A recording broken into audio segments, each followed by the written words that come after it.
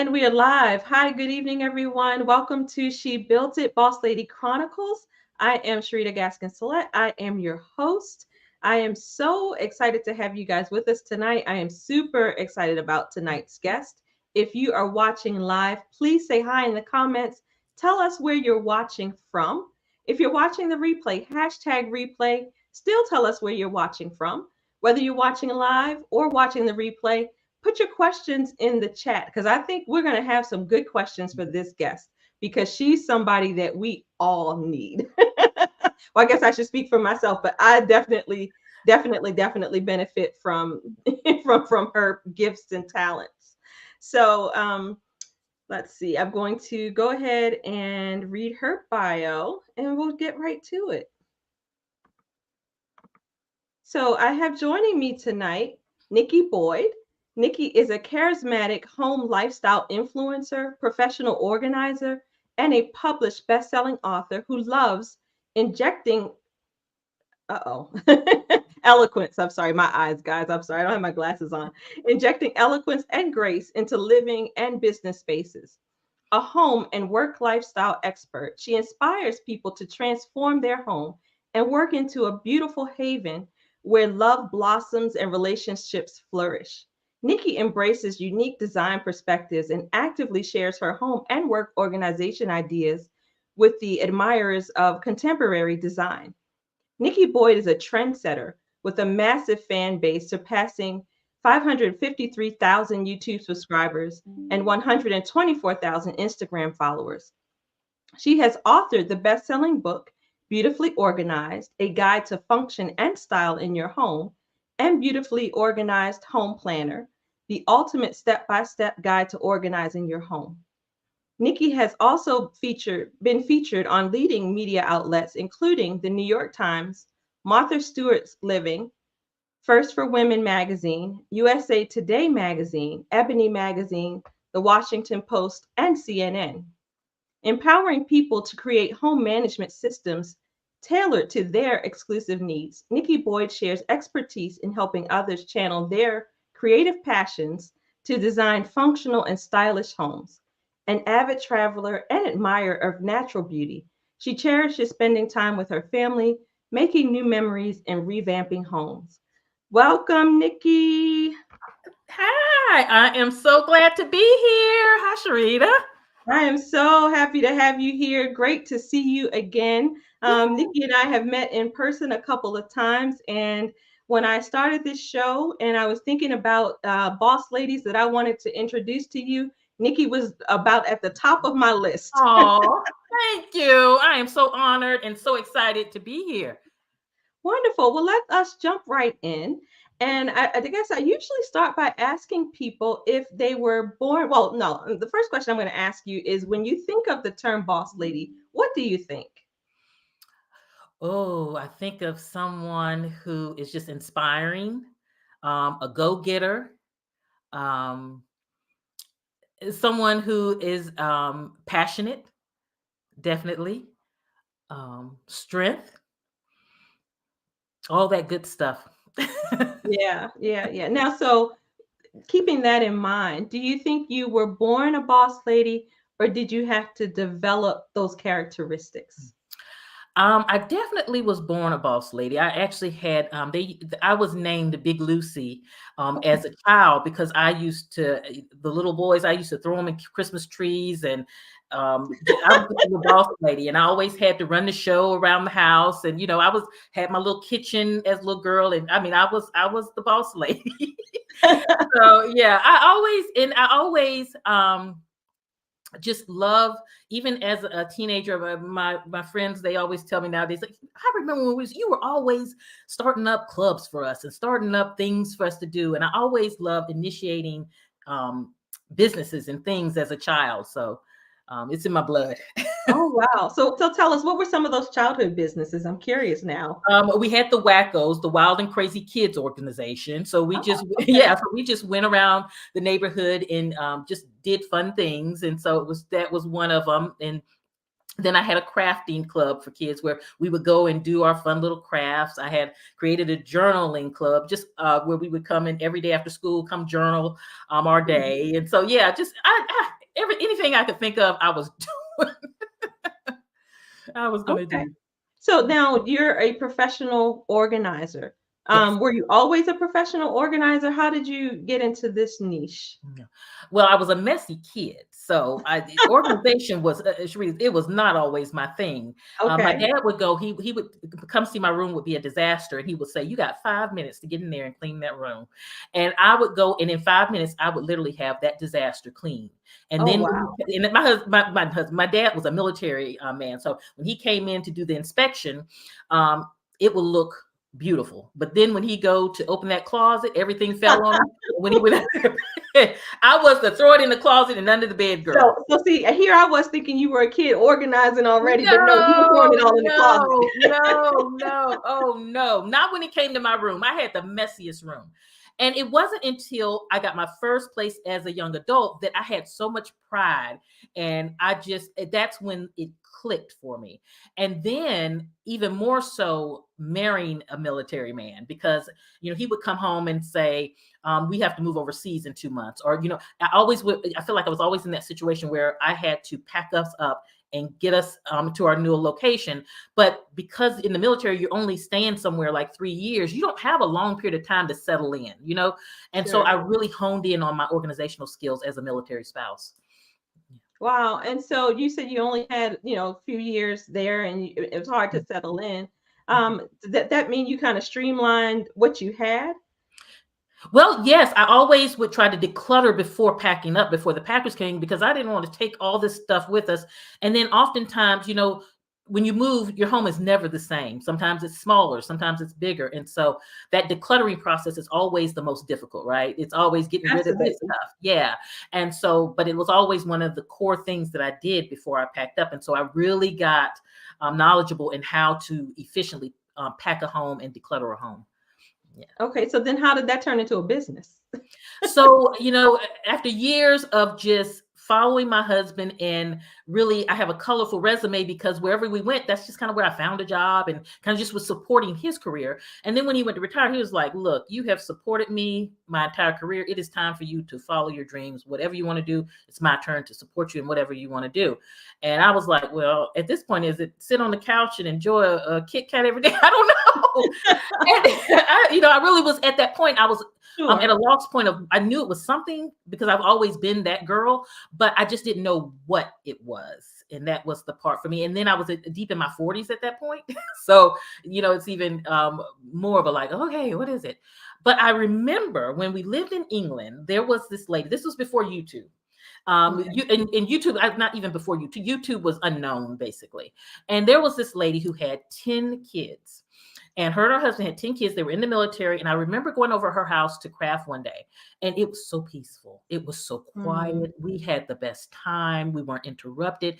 And I was so baffled about how she curated a home that she could have 10 kids and have this much peace. And I was so impressed. And I remember her telling me when I was over there that, she was telling me how she shows her crafts on YouTube. And I didn't even know what YouTube was. And I really didn't get into it too much. Sure. But then when we moved back to the States, I remembered that. And then I was home one day and you're just trying to figure my life out at 40 something. And I just started turning on the camera and recording myself doing whatever it is, whatever I was doing around my house, whatever I was organizing, cleaning. And I just put it on that YouTube. And it wasn't the point of anybody watching it because the only people were watching was my mom. It was the Right. It was the point of just being able to share and feel like I was kind of sharing what's worked for me and sharing how I do this in kind of more of a tutorial base. And then over time, people just started attaching to it and following. And so then from that point, in 2017 is when I decided to just transition to another part and make it a business. And I opened the doors to my professional organizing business at that time. Okay. And so what kind of services do you offer? Is it online? Is it in person? Is it a little of both? Yeah. So I starting out, I had online services and in-person services. And so I've done that up into the last year. And now I'm transitioning into strictly doing online services because it is a tasking job to go into homes and deal with people's stuff. It is exhausting. This look, I'm deep in 50s now, so I can't keep that up. And so now I'm really building a life that is enjoyable, one that is doable, and how I can still be of service to other women around the world. And Sharita, I love the virtual services because I'm able to connect with women all over the world. I'm, Yeah. right from my office right here, and I Right, right. love it. It definitely broadens your reach. Yes. Speaking of reach, I want to reach back a little bit to something that you said earlier. Mhm. You talked about your husband giving you that opportunity to think about what it is that you really wanted. And that really struck me because so many women don't take that time to think about what it is they really, really want. Yes. And, how did you go about that discovery process? Yeah. What kind of things did you do to help you figure it out? Yeah. Sometimes it's just about, and what I had to do is just sit in it, pray, sit in it, and wait for you to figure it out, because you can jump on things and then you just kind of trial and error, or you can sit back and really reflect on kind of what it is, and not be afraid to take that time, and it's hard because sometimes, you're fighting against what people expect from you Yeah. and what you really truly want to do. And sometimes what we truly want to do doesn't match up to what people expect or what we even expect ourselves to do. Right, So, right. so I had to truly just sit back and say, what do you really erase what everybody think you should do? What do you really want to do? And so I just gave myself the grace and the time to sit in it. Yeah. So what is it that people thought you should be doing different than what you were doing? Yeah, well, because I come from working as a social worker, going from, I've had a colorful work history. I've worked in schools and social work in corporate America. And so, a lot of folks think that, you go back into the workforce. So you go back to Sure. the 9 to 5, or, but who thinks a 40-ish woman is going to go and be a YouTuber? That's, Right. just, and especially back then, it just was like, so, but it's what truly I enjoy doing. I enjoy getting up, turning that little Panasonic point and shoot camera on and recording whatever I wanted to record for the day, but Yeah, and I think that brings up another point too, is that, if we allow people to put us in a box, we will stay there. We are all multidimensional. And so right. while I'm sure you were a very gifted social worker and educator and counselor and all of those other things, you are equally gifted in this area. And Yeah. I think it's, you kind of do the world a disservice when you aren't allowed to follow your passions and not allowed to pivot into another career. There's absolutely positively nothing wrong with that. No. And in the end, we have to live our life, right? So if Yes. we're living our life not in our purpose, not what we love, we're miserable, right? It's just Yes. it's a battle that we're doing every morning to get up and go. Yes. And so in the end, do we want to live a life like that? No. Right, right. Ultimately, Yeah. no. And I host I host retreats and women's empowerment events. And one of the things I talk about is that we only get one life. And you don't want, we don't have a lot of time here. Really goes by very, very quickly. And I notice that all the more as a parent, as I watch my daughter age, like it seems like I blink my eyes and, she's aged another couple of years, that we don't have a lot of time. And you want to make the best use of the time that you have, and you really want to enjoy your life and Yes. not have it be this life of obligation and drudgery and Yes. just going through the motions. I call it life by default, where you're just doing the things that people expect of you, or that you feel like that the box that you put yourself in, the things that you feel like you have to do instead of following your heart, That's your right. heart's desire. Right. That's right. And I think that we have this mentality that tend to think that we're supposed to hustle, hustle, hustle, hustle all our life and then enjoy it.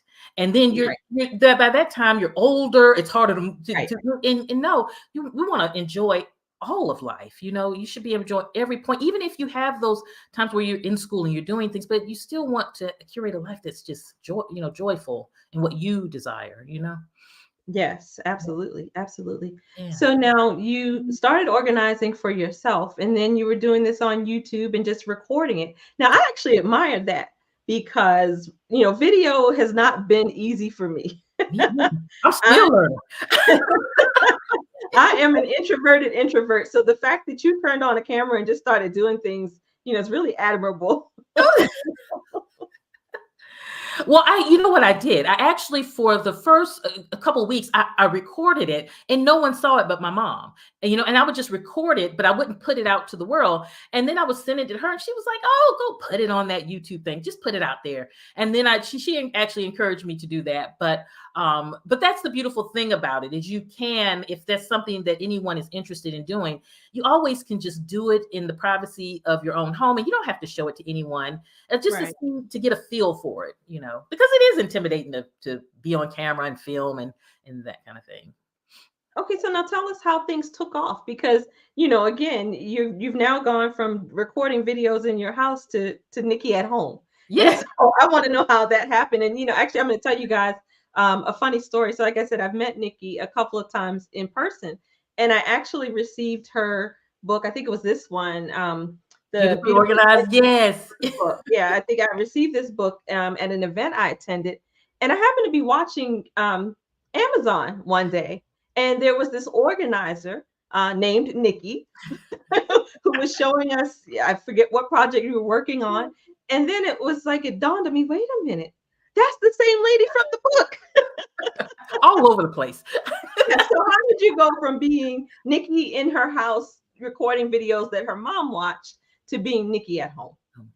So it's like, my mom was just watching. And then because I kept with consistency, and I think that's important, that the things that Mm. we're passionate about and that we love, it's important to be consistent with it and to be present with it. And I was with that with the content, no matter when my mom was watching, then maybe 5 people were watching. They may still have all been relatives, and then maybe 10. And so it was that day that someone that had a larger following hit my Mm. channel and saw something that I can't remember exactly what I was sharing, and it resonated with her, and she shared it with her viewership, Ah, and it just wooed a lot of people. A lot of people just came my way, and from that point, the more people that get see you, the more that shares, and it just started building up to where then brands started noticing. And so then I started working with brands, and after I opened the door to my business, then I was contacted by my publisher for my books, and I did hold off because, again, I was strong in my conviction of doing at the time what brought me, joy in my life. And when the publishers reached out, I really, at that point, as exciting as it was, I knew it wasn't the time. It was not the time for me. And so, mm. although I held off on it for a couple years, and then when the time was right, I jumped on it, and it was the perfect time. If I would have did it any other time, it wouldn't have been what it was today. The success, I don't think, would have been there, because it wasn't the timing. The time, it wasn't right. But Yeah. and then after the books, I just kept on from there. Yeah. Wow. So tell us about the Amazon Yeah. Live that you do. Yeah. And so I've been doing the Amazon Live a little over 2 years now. Well, going on 3 years now. Sheree, time just goes so fast. It does. We just talked about that. It just goes so fast. And so it's been going on 3 years now that I have been doing Amazon. And what I do is, for so many years, I've shared my organizing tips and ideas and all of that. But what I love about now being on the Amazon platform is it gives me the ability to share the products that I use to organize, and to share things that come out, and just to kind of, we review things together, and then I can share tips to a different audience, the folks that are shopping on Amazon. And so I go live on Amazon every Wednesday at 7 p.m. Eastern time, and I spend about an hour just talking about just different Amazon products that help us with our work, home, and life, and to organize that. Because as organization really helps reduce stress, save you time, and save you money. And I love being able to share those tools that can help us get there. So how did you start helping other women? Because you talked about I know you're doing the YouTube and now the Mhm. show, But what about, I know, and that you actually help people in their houses, but now Yeah. you're actually getting into showing other people how to organize their spaces. Yes. How did that become a thing, and why was that important to you? Well, it was a natural progression because as I was sharing and as my viewership started seeing, and it was like friends. Some of my friends, viewers, I call them my friends because they've been with me since the beginning when I was like just in that green craft room and the footage was awful. And all these years, so many of these same women are my friends right by my side, seeing my growth, seeing my change, and then I get so much feedback of, how did you get started, or can you show me? I love organizing, and it just naturally kind of put something in me. You know what? It's time for me to move into sharing how to do this, how to start this up, and so that's when I kind of started that. I have my master course now where you can take my master course and learn how to become a professional organizer and set up your own business.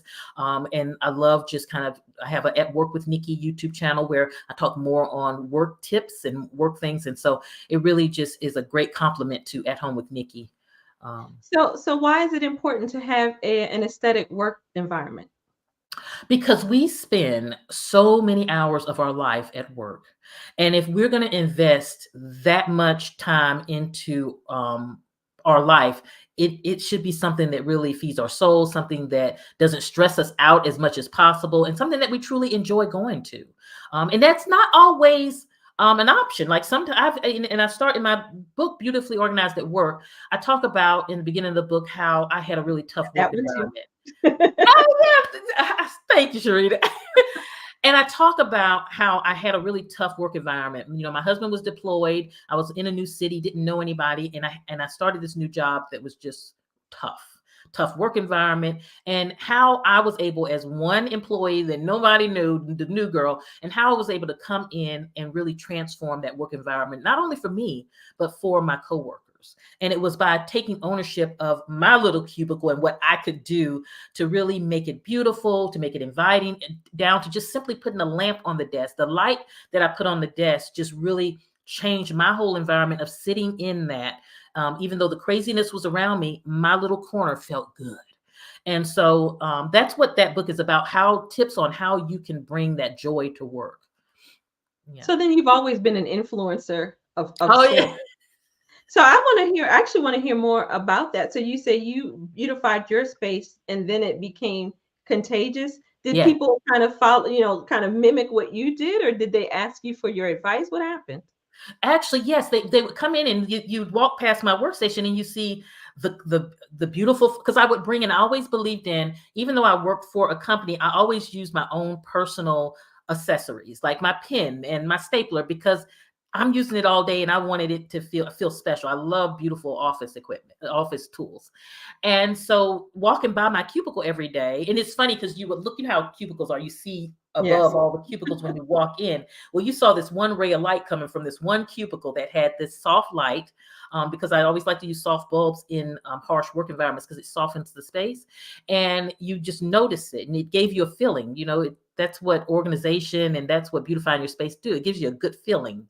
And so next thing I know, the lady that was across from me started bringing her lamp in, started sprucing up her space. And then next, management was asking me to kind of help in some ideas to beautify the space. And they were even wanting to invest money into it. And so Oh, wow. just kind of be the example, go in and be the example. And that's the power that I had at that point. Yeah. Yeah. That's awesome. That's awesome. So, you now, like I said, you translated from the workplace to the home place. Yeah. Now, if I already admitted to you, I am a person who does not have that organization gene. I like things to be pretty, but I don't have the eye to look and, automatically be able to beautify. So, where would you suggest somebody like me start? Mhm. I suggest starting small, because sometimes when you try to start big, it's overwhelming and you're like, I can't figure this thing out. So go to that drawer. It may be what we call that junk drawer. I like to call it a utility drawer because we don't call anything in our home junk, that utility drawer. And it's about just taking everything out the drawer and then resetting that drawer with just the things you want in there, and just work to beautify it. Even if it takes you a week, just work to make it beautiful, make it even Pinterest worthy, just so that when you open it, you feel accomplished, and that builds the motivation, because starting with that next drawer, then you're ready to tackle that linen closet. So I recommend starting there. I also recommend when you're out shopping and in your department stores, look at how they arrange things. And I always like to pretend like when I'm arranging things in my home that I work in a high-end department store, Uh, because they spend thousands of dollars on folks to come in and arrange things to attract us. And so that is a great free tool to use. It's just look how they fold the towels, look how they stack the towels, and try to mimic that in your home. And that's a great tool to use too when you're trying to beautify a space. And then lastly, Sharita, is to think about the five senses. Think about the okay. sense of taste and smell. And when you're going in that room, okay, what can I do to really enhance the smell? What can I Mhm. do to enhance touch? Putting a beautiful throw over the chair, or just and use that to kind of guide how to implement things in the space. So you talked about the five senses. Do you use music too, or Yes, something yes. for the ears? Yeah. Yes, because if you think about it, have you ever had or went to like a dinner party or over a friend's house and they don't have music on, and it feels awkward? Like there's people there, they may not know each other, but anytime you go in a space and there's music playing, there is just a natural vibe, a natural relaxation. It feels good. And so Yeah. even when you're home alone, just music just changes your environment. And I often, especially when I have guests or when it's just me and I want peace, I love instrumental music. Just no Mhm. words, no talking, just the sound of the music, and it's just really calming. Yeah, yeah. So now what do you do as far as smell? That, I know there's different things. What's one of your go-tos? And especially like if you're in a work environment, what Yeah. would you do there? Yeah. So a work environment is a little touchy because of people, people are very sensitive to smells and things like that. But you can do things in your specific office where it won't affect them. Like I always like putting a bar of scented soap behind, like in a file cabinet in the back, or in a Hmm. cabinet in the Okay. back, or even at home, if you have a cabinet, just throw a bar of soap back there. And when you open it, it's just such an unexpected but beautiful scent. And you Okay. can go, how you go to Home Goods and they have those I was beautiful gonna say, what soaps. kind of soaps? You need to see people. Yeah, People yeah. like, You "Oh, know you those got to get beautiful this soaps that specific." are wrapped so beautifully in Home Goods and all those Yeah. places. Yeah, just put a bar of those soaps in the back. Also, another thing is if you use those air freshener pods and things, when they get old, don't get rid of them. Just put them in your cabinet in the back, because they still will illuminate. They illuminate. They still will bring out the scent. Even after they're old. So that's something else that you can do there. Or old candles and stuff just sit in the back and hidden, and it really can help. But one of my favorite tips is to use countertop spray. I love Caldrea, because after you clean your kitchen, and Countertop spray. yeah, it's countertop Okay. spray, and my Okay. favorite brand is Caldrea, Caldrea. And Okay. when you finish cleaning your kitchen, you just spray that, or the bathroom, and spray that counter and wipe it down. Sharita, when you walk in the next morning, it's just a light scent, but it Mm. smells so good. It's also something that great on your desktop to use. But it's just something that really just the next day when you come into that space, it gives you just a light scent of joy. It's really beautiful. Very nice. Yeah. So how do you get the whole family involved? So I mean, because a lot of us are mostly women are watching this, and some of us are mothers, and we live with other people, and the other people might not be on board with Yeah. things being organized and neat and smelling good. So how do you get Yeah. how do you Yeah. get the rest of the people on board? Yeah, more times than admit, but they're not on board, right? Right? It's like, oh my goodness, and so it's just like a business. If you have a company, and you work for a company, and everyone just comes to work, and you never talk, you never meet, you never establish goals. The company heads never establish goals. It's hard to be successful, right? It's about having that conversation and communication that really is effective for the family. So I recommend having weekly family meetings. This doesn't have to be anything that's so like sitting at the table and everybody's uptight, but it can be in the den and everybody's just kind of laid back, but you're having a specific conversation. And I have an agenda that I share in my books on things that I recommend that you talk about in a family meeting. One is checking in with each other. Just everybody go around the room and say, hey, what's your highlight of the week and what was your tough spot of the week. Because Hmm. we're all going all the time. So just doing that Right. check-in. Yeah. The next is talking about, okay, issues. A lot of times is when your son is putting the towel on the floor and you're tired of him putting the towel on the floor. Sometimes that is not the time to address it with him because you're upset, you're going to rant, you're going to be sarcastic. But having those family meetings gives everybody the time to really discuss things in a productive way for the home. The other thing that are great meetings are great for is teaching life skills, teaching the kids how to load the dishwasher, how to fold a towel, how to do those things that are really going to contribute to the family and things that they can take with them as an adult. So family meetings are a great time to infuse some type of learning activity for life skills in that, along with meal planning, because for me, one of the worst questions that I can get in a day is what's for dinner, and I have no clue. Sharita, that right there, just I second and third that emotion. because you're tired, you don't want to think about dinner, and then you're like, I don't know what I'm going to throw together for the family. And so Right. Right. those meetings can be great for taking that off the table. What I like to encourage folks to do is families to have a inspiration meal list. And what this list is just a combination of all the meals you typically eat as a family: spaghetti, steak and potatoes, just meal combinations. And then Sure. in those meetings, just pick 5 for the week, and it's just plug and play. And every member can have a day that they choose the meal for the day. And so I think incorporating the family into kind of the meal planning, it takes the load off. It really takes the load off.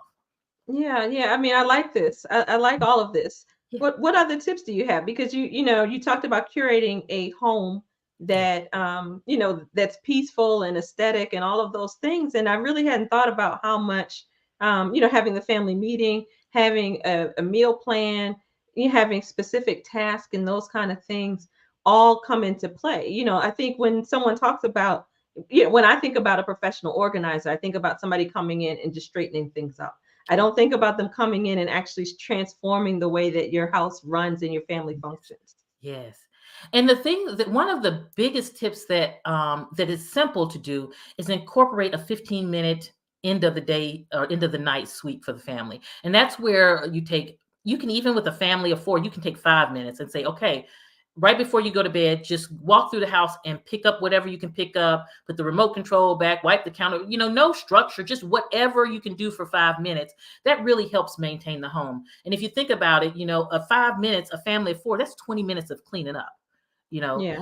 So that, but what's key about it is doing it consistently every night as a family. Right before we go to bed, we do a clean sweep. We just do a 5-minute sweep, and then everybody goes to bed, or everybody does it before they go to bed. Um, and that really can help. That's really impactful in helping keeping the home in order.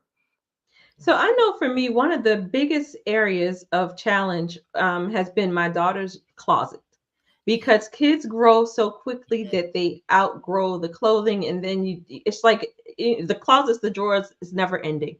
Yeah. What guidance do you have for that area? Yeah. I think when it comes to kids, take the pressure off. Kids could care less if the clothes are on hangers and color coded and all of that. And so, what I encourage you to do is take the pressure off of feeling like you always have to fold the clothes and have them in order, but more so have a system of knowing what each item is. So, I always recommend for families to use bins and categorize like the by sizes, because then this bin is for these pants in this size, or for pants, and then you can just take that bin down and purge out clothes as they outgrow Mhm. them. But Okay. then it takes the pressure off of having to fold clothes and try to keep things orderly, because when you have little ones, it's time is not on your side. you know and if you can save those minutes of having to fold their clothes, and it makes it easier too. It takes the pressure off your kid too, because they can just go to that bin and easily get what they want to wear and put it back, but everything still looks neat. You know what I'm saying? Everything still looks neat. So bins for kids are really, really great for organizing their closets. Yeah. So, what advice do you have for someone who would like to follow in your footsteps to Yeah. maybe become an influencer or become a professional organizer? What kind of tips do you have for someone like that? So if you want to be an influencer and you want to kind of like do YouTube videos or Instagram, anything like that, I would say just do it. Turn on that camera. We all have that phone. Technology is one now where you can talk, you can go and put yourself out there right now. And even if you are, kind of apprehensive about doing it, like I said before, just record it. Don't show anyone. Just look at it and then kind of play around with it until you feel comfortable with it. But if you're passionate about it, I really encourage you just to put it out there and see what happens. When it comes to organizing, I say work with family and friends first. Like, take that friend and say, hey, let me pretend like you're a client of mine and let me come in and organize your pantry. And then kind of hone in on the skills of just kind of seeing, you want to make sure this is something you truly want to do, because it is a lot of work. Sometimes we can see things and you go on Pinterest and it looks all beautiful and it's inspiring, but it's a lot to get to that point, right? So you want to Yeah. make sure it's something you truly want to do. So working, kind of taking on some family and friends is a great way to get your feet wet in it. I also, like I said, have a master course where I walk you through setting up your business and kind of all the tricks of the trade and kind of how to work with clients, because, everyone is different and you have your sentimentalist and you have different personality types and just how to work with those personalities. And so that's a good way to start too, is by taking that course. So now you mentioned the sentimentalist. Yeah. I need more information about that, because I'm assuming that those are the people who are attached to things and don't want to let go of things. So Yes. how do you navigate that? Yeah. First, I have to meet folks where they're at, because it's really can touchy. Because if I'm with someone and maybe they're attached to things because they just recently had their mom pass away, and Yeah. those are their mom's things, and so it's really not the time to do it. So I meet people where they're at. So what I'll say is like, let's not worry about your mom's stuff. Let's go organize your kitchen cabinet and just get them in the motion of it. And I always find this always works. Once they start the process of organizing and clear, then they become ready to deal with Mm, that. But I okay. never start with something that is really, on the heart with them and difficult for them at the time. Sure. Yeah. But as far as folks that just love to hold on to their stuff, I try to work with them to really curate just a the special things, and then we don't have to have all 20 shirts, let's just pare it down to 5. Right, right, right. Our artwork, a lot of kids, moms, I noticed they love, it's I can't throw away their artwork. They drew it, they gave it to me, but I can't, it's all over the place. And so what I do is I say, look, you truly can't enjoy that, right? You can't. So how about we take the artwork, snap pictures of it, so that if you're at work, you can swipe through it, you can enjoy it, and only keep like 5 of them, or 5 per year, and we'll organize it so that you can maintain it. But definitely I try to give them alternate ways to treasure those things that don't require them to clutter, live in clutter. Yeah. How often do you recommend that we declutter? Oh, all the time.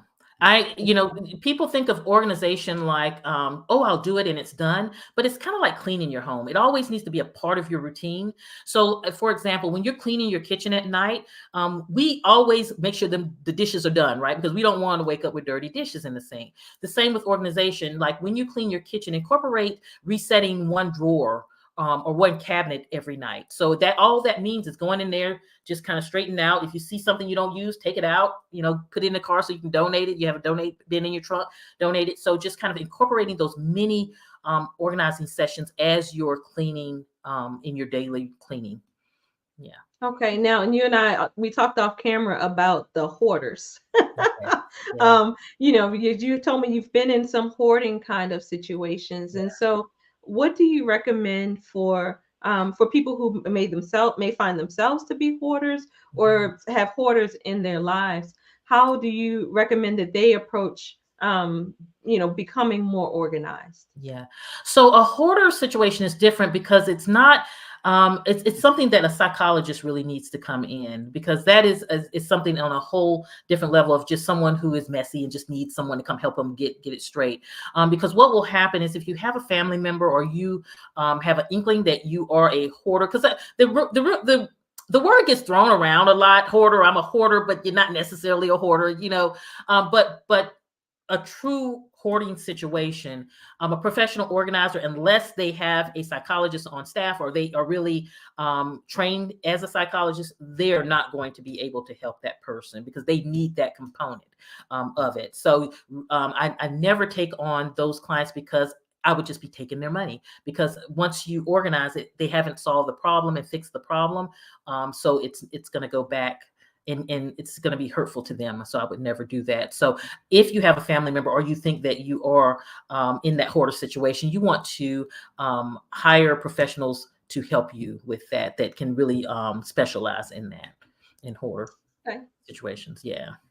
So I have enjoyed talking with you so much, as I always do. Oh, But I want you to tell us how people can work with you. Where can they find your books? You told us about the Amazon Live show Wednesdays at 7 p.m. Eastern.